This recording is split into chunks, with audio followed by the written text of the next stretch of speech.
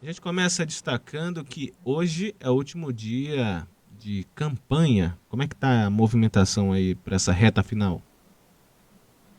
Hoje é o último dia de campanha na TV e no rádio, nessas inserções ao longo do dia e naqueles horários especiais de uma programação mais prolongada, né, que chega aos eleitores. Os candidatos poderão fazer campanha ainda de rua e na internet até no sábado, né? Mas, sim, a campanha de TV e de rádio deu o que falar, esquentou bastante nessa última semana. A gente tem tratado aqui na coluna desde a semana passada, ontem, um pouquinho mais de detalhes também, sobre a guerra que se estabeleceu por essa vaga, essas vagas aí no segundo turno. Na verdade, assim, uma mais declarada por uma das vagas, considerando que as pesquisas eleitorais mostram que o ex-governador, ex-prefeito de Manaus, Amazonino Mendes, tem vaga certa nessa segunda fase da disputa, né?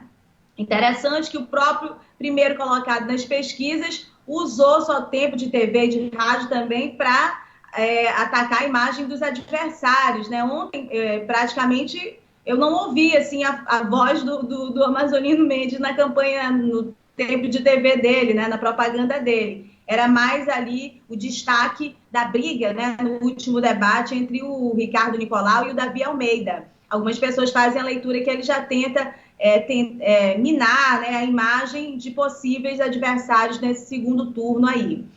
A gente percebe também, como a gente falou ontem, que o candidato do Zé Ricardo, que corre ali por fora, se beneficiou bastante, né, desse confronto entre esses dois candidatos, considerando que as pesquisas eleitorais mostram que há um bolo ali entre Davi, Zé Ricardo e Nicolau, com os três com maior chance, né, nessa segunda vaga do segundo turno aí, Arthur. Bom, para além dessa disputa aí da coisa da qualidade, né, do conteúdo da campanha nesse segundo turno, a gente viu também uma movimentação muito grande em busca da justiça eleitoral nos últimos dias, né? E tem uma máxima aí entre vocês, principalmente entre vocês que acompanham mais o noticiário esportivo, que quando um juiz se mete muito no jogo, quando o juiz aparece muito no jogo, é porque a qualidade do jogo não está sendo muito boa, né? A qualidade dos jogadores. Eu acho que isso é bem importante de a gente pensar, olhar por esse ângulo em função do que foi essa campanha, né? A gente percebeu, inclusive, de forma muito evidente no primeiro debate promovido pela TV Band, que faltava qualidade nas informações, no conteúdo, no debate a respeito dos problemas de Manaus por parte dos candidatos que estiveram ali presentes, né? 10 candidatos. E aí, ao longo da campanha, a gente viu algumas propostas serem apresentadas, levadas a eles, por eles ao eleitor, mas algumas também dissonantes, né, do que a gente tinha de expectativa de solução os problemas históricos gigantescos que essa cidade tem e que, infelizmente, maltrata a vida de quem vive, de quem precisa do transporte público, de quem precisa acessar os serviços públicos em Manaus, né? De quem vem do interior também busca por formas, né, de tratamento de saúde, enfim, de acesso ao que o interior também não possui, né? Então, assim, a gente viu isso claramente, né, nas campanhas, e aí nessa fase que esquentou um pouquinho mais, que os candidatos resolveram mostrar um pouco mais a cara, eles não mostram a cara com profundidade em propostas, eles mostram os ataques e os pontos frágeis dos adversários. Então, eu acho que de início ao fim, foi uma campanha muito pobre de debates e de discursos a respeito de Manaus. A gente falou ontem da matéria da Folha de São Paulo, que mostrou dados que não são verdadeiros, que eles se confundem e que mostram dados errados a respeito do orçamento de Manaus, dados a respeito da administração, né, da cidade. É interessante também uma proposta que o professor Afrânio Soares destacou no Exclusiva de segunda-feira, que deu aí um up, né? Deu um fôlego maior para alguns candidatos que foi apresentado por vários aí agora na reta final da campanha, que é uma bolsa, né? Uma bolsa de auxílio que deve ser concedida pela prefeitura, isso é a promessa de vários candidatos, de centro e de esquerda, e foi criticada por candidatos de direita, nessa concessão de bolsas. Essa promessa me parece que incrementou aí a intenção de votos, segundo o professor Afrânio Soares, da Action, para alguns candidatos. Oi, Rose? Mas é interessante porque, por exemplo, A gente perdeu aqui o contato com a nossa colunista de política, Rosiane Carvalho. Oi, Rose, deu uma falhada aí na internet. Caiu? Foi? Qual será a parte que eu parei? Falhou na parte que você estava falando dos candidatos. Os candidatos. Não... Mas sobre as bolsas? Isso, as Você bolsas. ouviu As bolsas. eu As falar sobre a bolsas. concessão de bolsas? Pois é, então essa concessão de bolsas não tem previsão no orçamento desse ano. Como é que eles fazem uma promessa de um orçamento que eles vão pegar já fechado? Como é que vão colocar isso dentro do orçamento? As previsões também que fazem de alguns gastos em relação a contratos e quantidade de funcionários que vão ser contratados, algumas promessas que foram feitas, diante da realidade de se respeitar o limite, né, da lei de responsabilidade fiscal.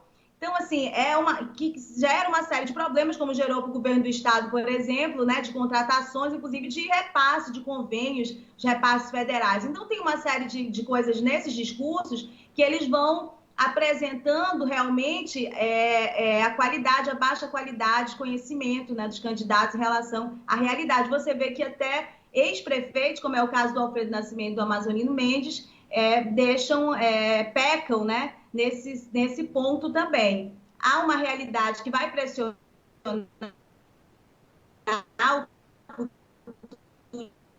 o prefeito, que termina no dia 31 de dezembro, foi decretado pelo Congresso Nacional para todo o país, as assembleias repetiram esse decreto para os estados, mas isso acaba no dia 31 de dezembro. Não sei se, não acho que não tem clima para que isso seja renovado, não me parece isso, não consigo perceber isso no meio político. E aí eles vão enfrentar situações bem adversas no próximo ano, mas a gente não consegue perceber isso nesse debate que foi levantado pelos que disputam a Prefeitura de Manaus. Tem uma novidade sobre a Justiça Eleitoral. Você ainda está aí, On? Está me ouvindo? Sim. Vamos lá. Qual é a novidade? Tudo bem.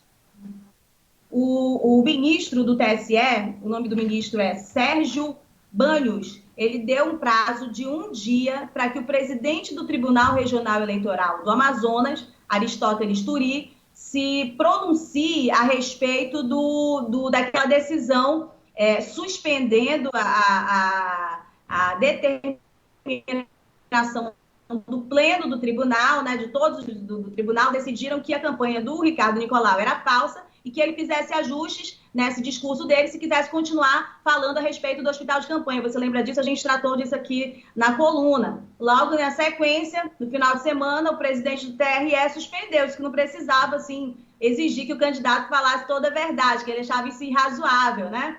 Bom, a campanha do Alfredo Nascimento, que é coordenada pelo advogado Paulo Lindoso, entrou com uma reclamação do Tribunal Superior Eleitoral, dizendo que o presidente queria mais decidir a esse respeito e que ele havia usurpado a competência do TSE. Uma vez que o TRE, de forma colegiada, já tinha decidido de uma determinada maneira e o presidente do TRE tinha aceitado o recurso, né, de uma das partes, no caso aí a parte do Nicolau, essa competência de suspender ou não a decisão caberia ao TSE. Essa aí é o objeto da reclamação do jurídico do Alfredo Nascimento. E o ministro, que tinha até 10 dias, podia dar até 10 dias de prazo para o presidente do TRE, deu a ele um dia de prazo para ele se manifestar a esse respeito. Bom, uma possível reversão da decisão do presidente do TRE não vai ter mais consequência no conteúdo da campanha de rádio e TV que termina hoje, né? Provavelmente não. Mas ainda pode ter consequência na campanha do candidato na rua, né? Na internet, que é autorizada a ocorrer até sábado. Rose, rapidamente, o último assunto. Ontem o clima esquentou de novo na Assembleia Legislativa do Amazonas. A gente tem aqui o áudio do presidente da Assembleia, Josué Neto. Vamos ouvir. Ele envergonha esse Estado e ele chantageia as pessoas. Quem quer se rebelar, volte aqui, beija minha mão. Literalmente já foi falado isso. Aí, Rose, um trecho da fala dele, do que se trata, qual é o contexto? Olha, é isso que a gente está tentando descobrir, que é importante que a gente também entenda o que está acontecendo. Eu acho que o presidente da Assembleia Legislativa, Josué Neto, traz à tona informações de bastidores que são bem graves, né? Que já há uma crítica, já há uma imagem muito negativa para os parlamentares da Assembleia Legislativa em relação aos parlamentares da base, né? Em relação a essa forma de lidar com os problemas do governo, do Estado. E ele fala aí de uma situação muito humilhante para os parlamentares, né? Muito humilhante mesmo nessa relação política. Coloca aí, nas palavras dele, ele é o presidente da Assembleia Legislativa, e claro que tem muita importância o que ele fala a respeito desse bastidor aí. O outro dado interessante, que é o que a gente precisa também entender, é como é que nesse momento, acho que a relação conflituosa entre o Josué Neto, o presidente Josué Neto, e o governo do Estado, havia diminuído um pouco da pressão depois da saída do vice-governador, do Carlos Almeida Filho, e nesse momento volta a tensionar de novo, né? Isso suscitou uma série de dúvidas em relação a parlamentares de oposição, da base também, e outros políticos. Eu recebi várias mensagens aqui no celular perguntando assim, o que será que o presidente da Assembleia sabe que nós não sabemos, né? Para, nesse momento, agir de uma forma tão veemente, tão contundente, apresentar uma crítica, né, tão contundente aí contra o governo do Estado, novamente, acirrando novamente os ânimos. Eu acho que é isso que acaba despertando realmente esse discurso de ontem do presidente da Assembleia em relação ao governo do Estado. Teve uma situação lá, mais uma situação, além desse discurso que eu soube, é que ele fez uma provocação durante o presidente da Assembleia, fez uma provocação à deputada da base que estava lá, a deputada Maiara Pinheiro, dizendo que ela sabia disso também. E ela, no entanto, ficou calada, ela não respondeu ali no momento que foi cutucada dessa maneira. 9h01. Rose, muito obrigado pelas informações. Qualquer novidade é só acionar a gente. Bom dia.